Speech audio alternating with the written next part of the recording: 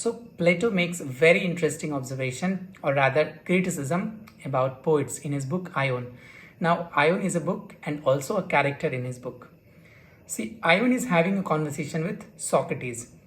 Now most of the books that we read about Plato or on Plato, it's always has the main character Socrates in it. So Plato speaks through Socrates. Now what happens is that he is criticizing poets, and this is very interesting because he is using an example of a magnet. So he says that the poets, they are in a state of divine possession. What does it mean? It means that the poet doesn't speak through logical. They are not logical. The poets are not logical, or poets are not rhetoric. They are rather emotional, and they use their emotions, they use their feelings while writing the poetry. And he also says that when rhapsodies, now who are these rhapsodies? So these rhapsodies, they are the reciter of the poets.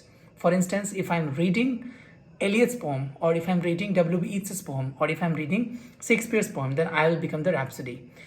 So what he says that even the rhapsodies, they speak not with his own voice, but rather it is a medium through which God speaks himself. So what does it mean again? It means that Plato is trying to criticize poets because they do not speak of their own mind, but rather they are speaking about God. They are speaking about, let's say, their muse.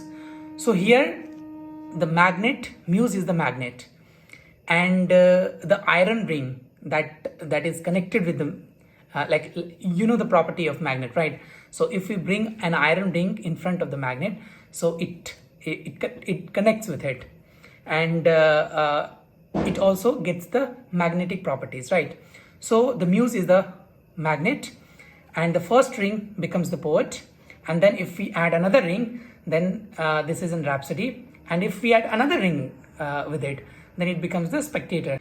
So he says that the spectators, they are connected through the rings with the magnet. So magnet is the muse, and the first ring which is connected to the magnet is the poet. And now whatever poet is thinking, whatever poet thinks about God or about muse, goes through rhapsody and to the spectator. So there is a connection here. So this connection is basically the divine inspiration. So spectator get inspired from the rhapsodies, and these rhapsodies, they get inspired from the poet, and the poet, they get inspired from the muse. So there is nothing new in it.